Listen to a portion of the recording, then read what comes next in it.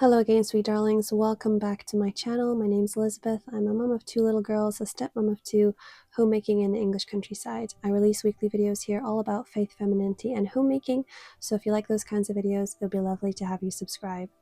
This is my third making do video of the year. I set myself a bit of a challenge this year to stop buying clothes online. I had a real problem with buying things on Vinted, and I wanted to just draw a line under it and stop that bad habit.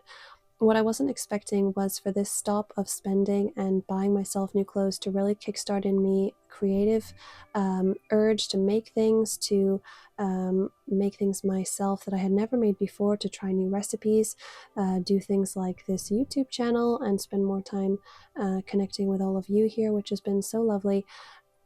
So I just want to take you along for month number 3 for how I have been making do, doing without, and getting a little bit creative with where I spend money as well. Okay, the first way that I've been making do, and this is not new to this year, is reusing old plastic containers. This case you can see here is from some fruit, a tray of blueberries that we bought. I save those containers in the same way that I save all of my little double cream containers, and I use them instead of plant pots. I haven't bought plant pots for seedlings for quite a few years now because I realized not only do you need to buy plant pots, you also usually need to buy compost, which I don't do. I just use dirt from our chicken area, which is very nicely fertilized by them and full of lovely worms. And if you buy a plant pot, you also need to buy a plant tray. And that just, when I started looking into it, when I wanted to start growing my own food, it was crazy expensive, at least here in the UK, to buy enough. So during the year, I just save all of my little containers from double cream. And then my daughter is helping me here to fill these up with her bunnies. We put a little bit of mix of sand in there as well to help with drainage. And so far we've been growing some cucumbers on our windowsill, as well as hollyhocks and some new flowers, which are kind of beautiful vines that we saw when we went to a National Trust house recently. I've never grown them before, so I'm very excited to see how they'll grow, because apparently if you train them up something properly, they can grow to over 9 feet tall, and they're covered in these kind of beautiful purple and white flowers. So I really hope that those are successful. This kind of making do activity is also such a lovely way to play and involve children. I'm hoping that it will rub off on my kids that gardening doesn't have to be expensive, and you don't have to be a pro, but you can just enjoy it and use what you've got and still grow a bit of your own food, which I love to do.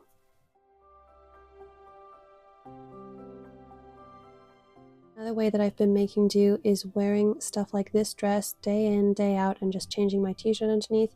You will have noticed it's in lots of different videos. I've also gotten back into my habit of picking whatever wildflowers and kind of new growth there is available to bring beauty into my house. I just love doing that. You can see it here kind of in a vase ready to go, and these are our little seeds that we started earlier on in the video. My daughter is inside here. She's helping to plant up a few more, and she's been very much enjoying watering them. Okay, this is a top tip that I have learned or developed myself, I suppose I should say. I'm putting a roast chicken in the oven, and instead of using foil on top when I cook it, what I do is I place another baking tray over top for the first hour and a half. And the benefit of this is not only do I not have to buy kitchen foil for this recipe anymore, but that top tray is then lovely and warm, and I lift it off, I put a bit of lard in there, swirl it around, and it's already pre-warmed and crispy to drop my potatoes in there to roast.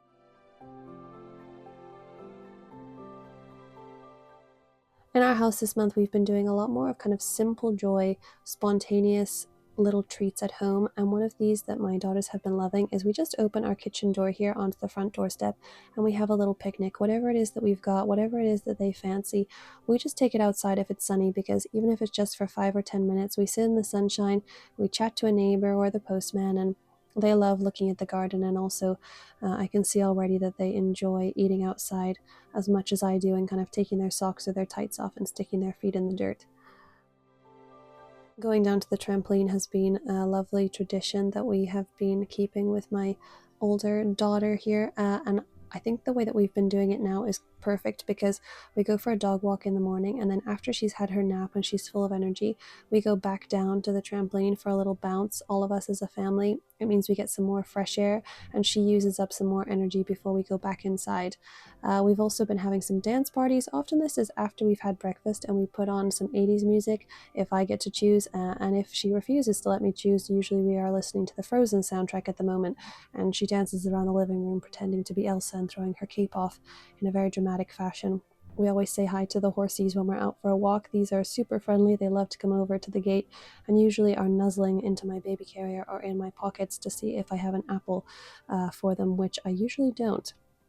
We've also discovered in the woods near our house some great little dens, so my daughter asks often if we can go there. Again, this is kind of an alternative to a play park. She can climb all over these trees quite safely. We play hide and seek in there with her big sisters.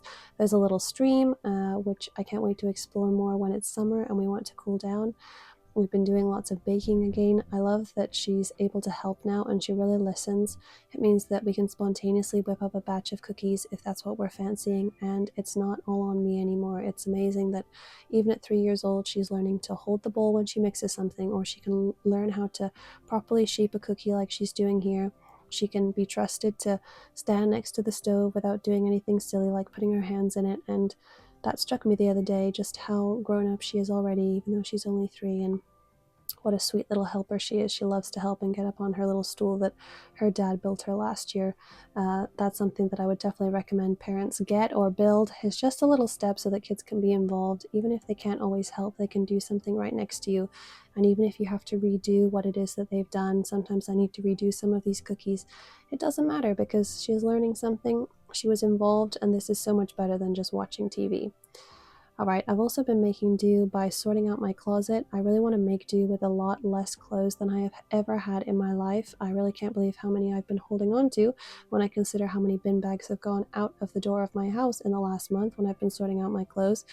And I still have quite a few, but I can't tell you how much of a stress relief it has been to look into my closet and just see the things that I love. This cardigan was something that I did buy myself this month, so as I said to you at the beginning of this year, at some point I will buy myself something, and I'm being honest with you, I bought myself a cardigan. So I have not stopped shopping entirely. I think that would be very difficult, although not impossible. But I was quite happy with this, and I'm actually wearing it today as we went to church. It's my church cardigan. We've been having indoor picnics as well and kind of making do by setting up both kids in the kitchen.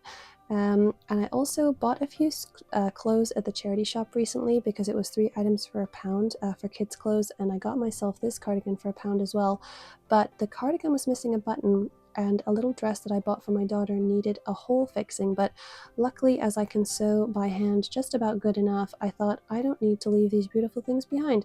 I can take them home and fix them, and that was really satisfying knowing that I could get myself a new cardigan because I really needed one, and I love this hot pink. And my daughter has a beautiful new dress for the spring and summer for the equivalent of about 30 pence. And I just spent a little peaceful moment here fixing it for her. And being very grateful that we had the money to go and buy those as well. And my husband was willing to take time out of his day to take me charity shopping because he knows how much I love it. And I really appreciate that we can go and do that as a family.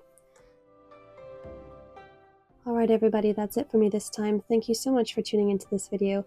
I hope it gives you a little bit of inspiration for ways that you can get creative. It doesn't have to be highly skilled stuff. I can't quilt, I can hardly knit, but I can sew a few buttons on.